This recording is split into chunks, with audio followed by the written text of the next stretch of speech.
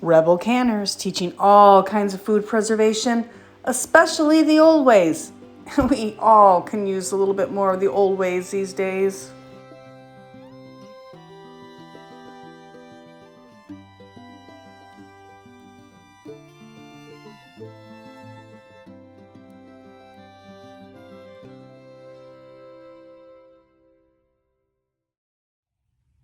Welcome back, Rebel Canners. My friend Linda has been sharing her canning and, well, her canning kitchen and her regular kitchen with me. And she has the best recipe for bread, homemade bread, sourdough. And I love it. I've been eating it like every day, 3 times a day. And it's actually really good for you. So she taught me today how to make her starter. So this video is all about her potato flakes starter for sourdough, and it is part 1, and I'll do a 3-part series on Linda's sourdough bread. So let's start with how to make the starter. Okay.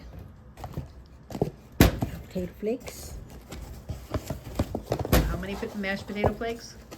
3 tablespoons. 3 tablespoons. And we're making this in a quart jar so that we have enough room for it to expand a little bit in case of emergencies. Yes. But I seem to use it all up before it expands. The twists have become very popular. Those twists are really good. Video coming out soon, by the way. Yeah, you'll definitely have to that one. That was 3. Sorry. I got hooked on them twists over here hiding over in the corner. Shh. I gotta eat the rest of the bread pudding before I can have twists. Which is also made with this bread from this recipe. All right, done with that one. Half a cup of sugar. That's the thing I like about it. The sugar's all in the starter, not in the bread. So it's not a real heavy, sugary product. Not, yeah. It's really good for you. And it tastes so good. I think this is my favorite sourdough ever. All right, so 1/2 cup sugar. Yep.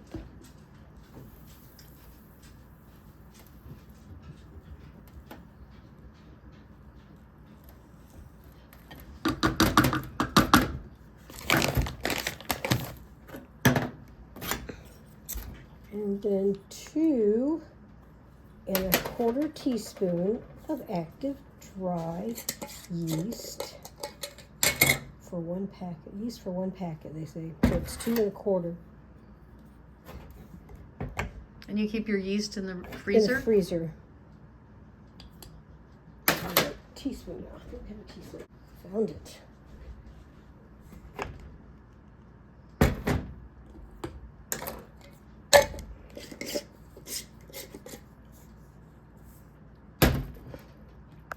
One cup of warm water. Yes. A little warmer than I'd like it because I stuck it in the microwave, so we will have to cool it just a little bit. Don't want it too hot. No, because then you kill your yeast. Want it warm enough to wake them up, but cool enough not to kill them. Just make them nice and cozy. So they want to rub together and do their stuff.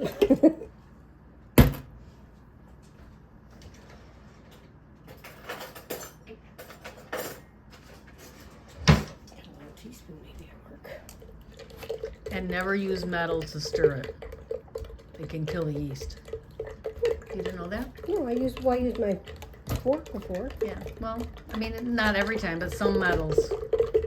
And probably depending how I got it in there too, I imagine. A lot of times I get it done like this, and then I put the bag on and I shake it. So it really gets it good when I shake it. It's back in the freezer. That's right. Needs a little hat. Needs what? A little hat on, so. Oh, yep.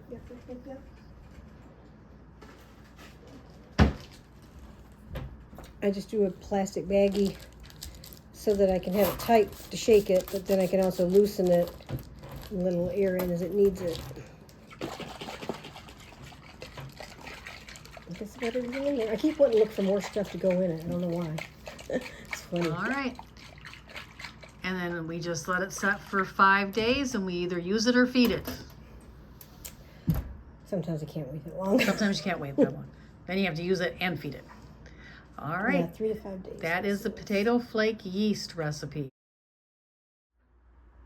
Okay, and then you just put it someplace warm, like up by the ceiling in the kitchen, for 8 to 12 hours before you refrigerate it, so that it gets going good before you refrigerate it. Hope you enjoy it, Rebel Canners. Go to Superb on the website and save 20% with the code RebelCanners20. Link is in the description.